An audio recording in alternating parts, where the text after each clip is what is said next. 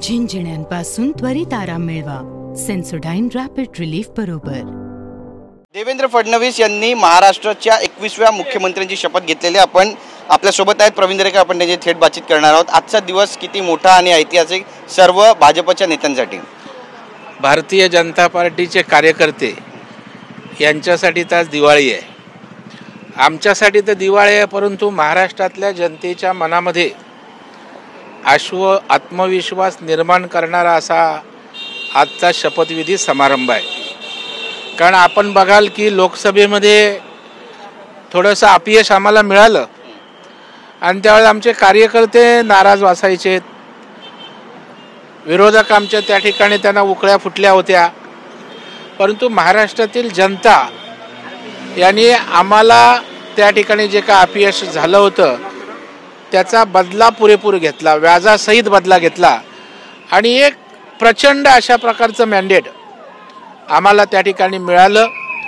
आणि हे मॅन्डेट महाराष्ट्राच्या विकासासाठी आहे। हे मॅन्डेट पंतप्रधान नरेंद्र मोदी साहेबांचा विश्वासाचं मॅन्डेट आहे आणि या महाराष्ट्राला देवेंद्र फडणवीस हे पुढं नेऊ शकतात। आता महाराष्ट्र थांबणार नाही हे घोषवाक्यच त्याच्यासाठी आहे की आता खऱ्या अर्थानं 5 वर्ष स्थिर सरकार आहे, चांगलं नियोजन होईल, केंद्र सरकारचं पाठबळ या ठिकाणी आमच्या सरकारला असणार आहे आणि त्याच्यामुळे मुंबई महाराष्ट्र आज खऱ्या अर्थानं विकासात गती घेईल आणि गरिबाच्या कल्याणाकरिता देवेंद्र फडणवीसांचं सरकार या ठिकाणी काम करेल अशा प्रकारचा विश्वास आज महाराष्ट्राच्या गावाखेड्यात गल्लीबोळात त्या ठिकाणी निर्माण झाला। नक्कीच एक वेळ तर अशी पण आली होती निवडणुकीच्या पूर्वी जेव्हा बोललं जात होतं की महाविकास आघाडीचं सरकार येईल आणि त्यावेळी भाजपचे जे प्रमुख नेते आणि विशेष करून देवेंद्र फडणवीस यांच्या आजूबाजूला असणारे यांना आम्ही बर्फाच्या लादीवर झोपू अशा पद्धतीची टीका सुद्धा करण्यात आली। या सगळ्यांना काय म्हणाल? आज मला भरून येतंय खरं म्हणजे जेव्हा आमचं सरकार नव्हतं त्यावेळेला जेलमध्ये टाकण्याचा पण प्रयत्न उद्धव ठाकरेंच्या सरकारने केला होता, पण आम्ही डगमगलो नाही आणि त्या परिस्थितीत सुद्धा देवेंद्रजीची ताकद आम्हाला दिली की असा नेता देव दुर्लभ आहे आणि त्याच्यामुळे आम्ही ताकदीनं उभे राहिलो आणि आम्ही तर घाबरणारे कार्यकर्ते कधीच नाही। परंतु एवढं सुडानं वागणारं सरकार होतं आणि त्याच्यामुळे आज आम्ही नाही त्यांना बर्फाच्या लाद्यांवर झोपवणार। देवेंद्रजींनी ज्या वेळेला मॅन्डेट मिळालं त्याही वेळेला सांगितलं की विरोधी पक्षाच्या सूचना आम्ही त्या ठिकाणी समजून घेऊ, कारण लोकशाहीमध्ये सरकार एवढाच विरोधी पक्षही महत्त्वाचा त्या ठिकाणी आहे आणि त्यांच्या सूचना या ठिकाणी घेऊ, परंतु महाराष्ट्राच्या विकासाच्या हिताच्या आड त्या ठिकाणी कोण आलं आणि जाणीवपूर्वक त्या ठिकाणी वातावरण खराब करण्याचा प्रयत्न केला तर त्या बाबतीतही सरकारची कठोर भूमिका त्या ठिकाणी असेल।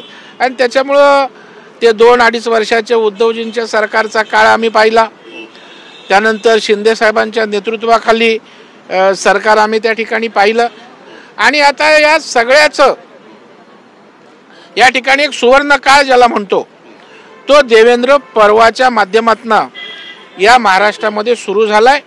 आणि महाराष्ट्रात आज बघाल आपण कानाकोपऱ्यातनं लोक आली होती, आदिवासी लोक आली होती, दलित समाजाची लोक आली होती, समाजातला प्रत्येक वर्ग ज्यांनी देवेंद्रजींना मॅन्डेट दिला, ज्यांनी मोदी साहेबांना मॅन्डेट दिला, ज्यांनी महायुतीला मॅन्डेट दिला, अशा प्रकारची लोक तुडुंब संख्येनं म्हणजे आमचं 50-60 हजाराच्या वर त्या ठिकाणी खुर्च्यांचीच व्यवस्था होती, त्याच्या बाहेर हजारो संख्येनं लोक होती, म्हणजे लाखोचा जनसमुदाय केवळ शपथविधी सोहळा पाहण्यासाठी आणि ते आपल्या डोळ्यात साठवण्यासाठी। कारण अशा प्रकारचा ऐतिहासिक अशा प्रकारचा शपथविधी सोहळा महाराष्ट्रात कधी झाला नाही, होईल की नाही मला माहीत नाही, आणि अशा प्रकारचा देव दुर्लभ अशा प्रकारचा सोहळा आम्ही पाहिला। आणि ज्या वेळेला देवेंद्रजी शपथ घ्यायला उभे राहिले, मी देवेंद्र फडणवीस, तेव्हा तर काय विचारत होता कार्यकर्ते? तुमच्या डोळ्यात आज आनंद अश्रू आहेत, काय भावना आहेत तुमच्या? आम्ही सगळं बघितलंय, मी देवेंद्रजींबरोबर विरोधी पक्षनेता म्हणून काम केलंय, ज्या पद्धतीनं राज्यात विरोधी पक्ष त्यांना व्हिलन ठरवत होता समाजाच्या राजकारणावरनं आईवरून वहिनींवरून जातीवरनं शिव्या दिल्या जात होत्या. आमचा नेता स्थितप्रज्ञ होता, आम्ही रिॲक्ट होत होतो, आम्हाला समजत होता, परंतु जनतेलाही महाराष्ट्रातले सहन होत नव्हतं. वाट पाहत होते की देवेंद्रजींचा जेवढा छळ कराल, देवेंद्रजींना जेवढा त्रास देईल तेवढ्या ताकदीनं आम्ही उभं राहू आणि प्रचंड अशा प्रकारचं पाठबळ राज्यातल्या जनतेने दिलेलं आहे आणि त्याबद्दल राज्यातल्या जनतेचा आभार कुठल्या शब्दात मानावं ते कळत नाही.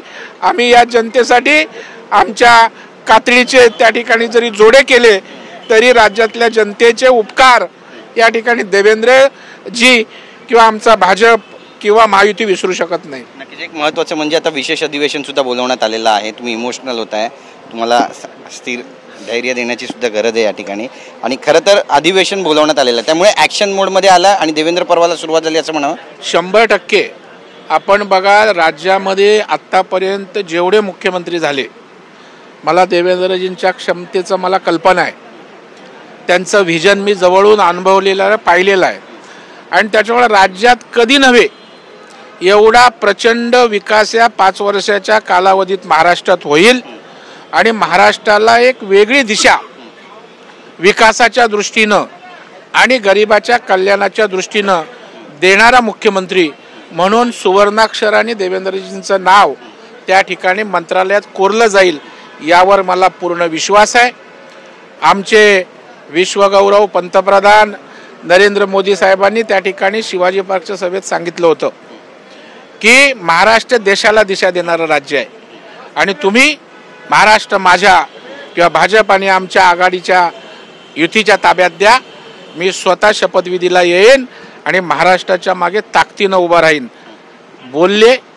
आज पंतप्रधान आले, त्यांच्याही डोळ्याचं पारणं फिटणारा क्षण त्याची अनुभूती माननीय पंतप्रधानांना झाली आणि पंतप्रधान या महाराष्ट्राला, कारण महाराष्ट्र देशाला दिशा देणारं राज्य आहे आणि त्याच्यामुळे ताकद देतील आणि पुन्हा एकदा आपला महाराष्ट्र, छत्रपतींचा महाराष्ट्र, आंबेडकरांचा, शाहू फुलेंचा महाराष्ट्र, अहिल्याबाई असतील, म्हणजे आपल्याकडे संतांची, थोर महात्म्यांची एवढी यादी आहे की ही भूमीच त्या ठिकाणी आपली तशी आहे आणि हा महाराष्ट्र सुजलाम सुफलाम करण्यासाठी देवेंद्रजी पुन्हा आले. नक्कीच पुन्हा आले, तुमचं देखील अभिनंदन त्या ठिकाणी. आणि तुम्ही विरोधी पक्ष नेते होतात आणि पुन्हा एकदा मंत्री व्हाल अशी अपेक्षा आहे सगळ्या तुमच्या कार्यकर्त्यांना. ह्या सगळ्या व्यवस्था आहेत. आमच्यासाठी देवेंद्रजी मुख्यमंत्री महाराष्ट्राचे झाले म्हणजे आम्हाला मुख्यमंत्री झाल्याचा एक आनंद आमच्या चेहऱ्यावर आहे, कारण आम्ही महाराष्ट्राच्या विकासासाठी जे देवेंद्रजींना सांगू ते होईल, यापेक्षा आणखी पदं काय असतात. विरोधक तुमच्यावर टीका करतात. तुम्ही शाहू फुले आंबेडकरांचा महाराष्ट्राचा उल्लेख केला आहे. शाहू महाराजांचा फोटो आजच्या भाजपने दिलेल्या जाहिरातीतून वगळण्यात आलेला आहे. तांत्रिक चूक नेमकं काय? यांनी त्या ठिकाणी नेत्र चिकित्सालयात जाण्याची आवश्यकता आहे. चांगलं काय बघायची यांना सवयच नाही, त्याच्यामुळे दोष कुठे आहेत तेच त्या ठिकाणी काढण्याचं त्या ठिकाणी बघतायत. अरे छत्रपतींचा नाव घेऊन त्या राजाला नमन करून आज आम्ही सगळं करतोय आणि पुन्हा जातीत समाजात अशा प्रकारची चित्र उभं करून राजकारण त्यांना करता येणार नाही. महाराष्ट्रातील जनता सुज्ञ आहे. शाहू फुले आंबेडकरांचाच विचार घेऊन देवेंद्रजी त्या ठिकाणी काम करणार आहेत. सावरकर आणि लोकमान्य टिळक यांचे देखील फोटो वगळण्यात आले. बरीच सोशल मीडियावरती यावरूनही टीका होते. मला वाटतंय बघा, आता शेवटी आपल्या महाराष्ट्रात एवढे थोर पुरुष आहेत, महात्मे आहेत, साधू संत आहेत, ज्यांचा आदर्श आपण घ्यावा आणि त्याच्यामुळे मला वाटतं आता अशा प्रकारे विरोधकांनी सकारात्मक राजकारण करावं. सरकारला त्या ठिकाणी वाटल्यास आम्हाला जाब विचारा, पण अशा प्रकारचे धंदे आणि समाज तेढ निर्माण करणाऱ्या गोष्टी शोधू नका. लोकांना तुमची नौटंकी त्या ठिकाणी आता आवडणार नाही. आता तरी आपण जागे व्हा, अशा प्रकारची माझी विनंती विरोधकांना त्या ठिकाणी राहील. आमच्याशी बातचीत केल्याबद्दल कॅमेरा पर्सन अमित शिंदेचा गिरीश गायकवाड, TV9 मराठी, मुंबई. झिंझिण्यांपासून त्वरित आराम मिळवा सेन्सोडाइन रॅपिड रिलीफ बरोबर.